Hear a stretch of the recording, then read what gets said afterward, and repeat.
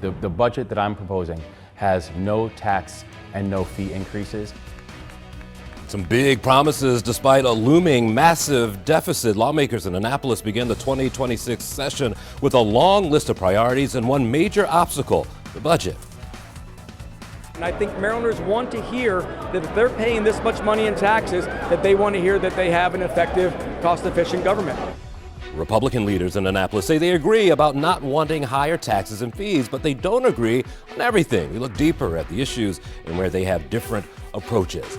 Hi everyone, I'm Jason Newton. Welcome to 11 TV Hill. The 2026 legislative session is underway in Annapolis now with new leadership in the House of Delegates. Speaker Jocelyn Peña-Melnyk is the second woman to hold that position and says that she has the same priorities as other leaders: affordability. Everything we do during this session will be through the lens of affordability, accountability, and opportunity. What do I mean by that?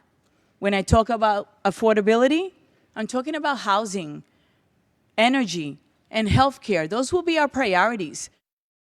Now, getting there will be a challenge. Lawmakers all agree that Marylanders are paying more for everyday life, from trips to the grocery store to getting gas and heating our homes. This also comes as Marylanders projected to have a $1.4 billion deficit. Democrats are promising no new taxes or higher fees. Governor Wes Moore spoke with 11 News as the session was opening, doubling down on that promise. Well, Maryland has had a structural deficit for decades, and it's just been a fundamental problem with how Maryland does its budgeting. It hasn't been something that was created during my time nor during my predecessor. This has been around for decades, and we have to be able to get away from this formula-based budgeting that we have in the state of Maryland and go to a results-based budgeting. And that's what I think you've seen over the process of these past 3 years since I've been the governor, where every single year we've actually decreased the size of the general fund. So decrease the size of Maryland State's budget and saying we have to learn how to do more with less. And so I do think it is something that we have to address, where if you look at the budget that I will introduce, the budget I will introduce will be a balanced budget that will be smaller than the year before, that will not include tax or fee increases, but will still make strategic investments in public education and public safety and more housing, making life more affordable. But we've got to fix the business model of the state of Maryland. Well, Governor Moore says that they are looking to make cuts where they can. He also talked about making investments in various areas without costing Marylanders any extra money.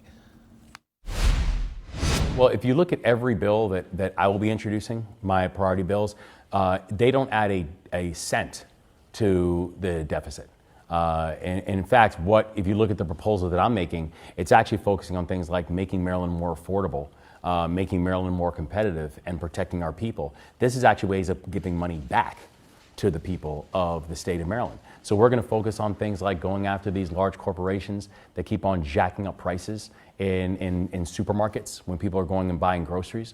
This is doing things like making sure we're decoupling off of the federal schedule for vaccines, because our vaccine policy in Maryland should be led by science and not led by internet quacks and conspiracy theorists. That we are going to do things like going after these people who are jacking up energy and housing prices. So those are the things that you're going to see from our budget and from our policy proposals that are really going to focus on making Maryland more affordable. And you'll notice, again, not one of our proposals adds a cent to the budget.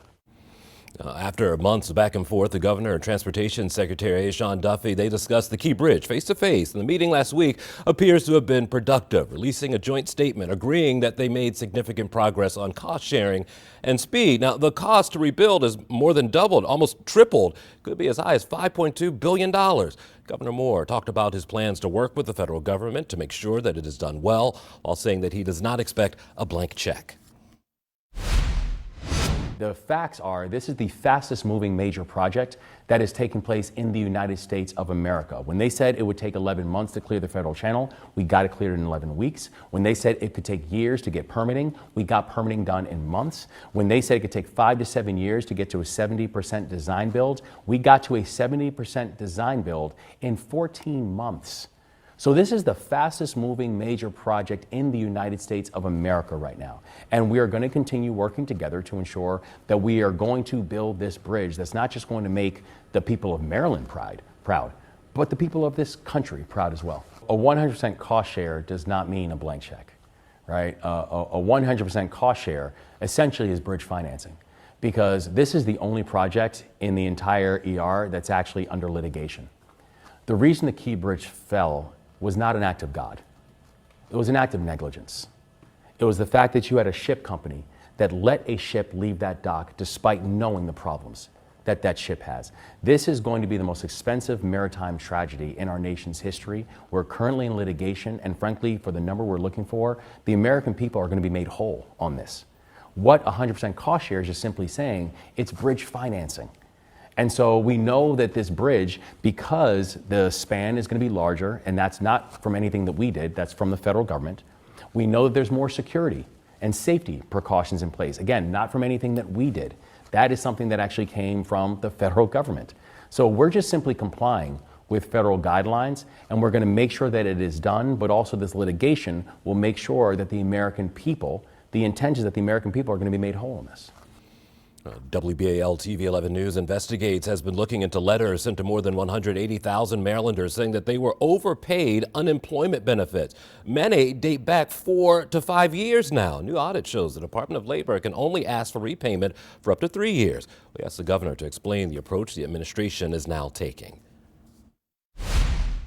I think, again, looking at some of these issues that we had to inherit, about how people looked at everything from unemployment insurance and other challenges that existed in that post-COVID world that we had put on our doorstep on day one. The instructions that I have given to our departments in working in coordination with the members of the Maryland General Assembly is that we have to ensure that those processes are fixed.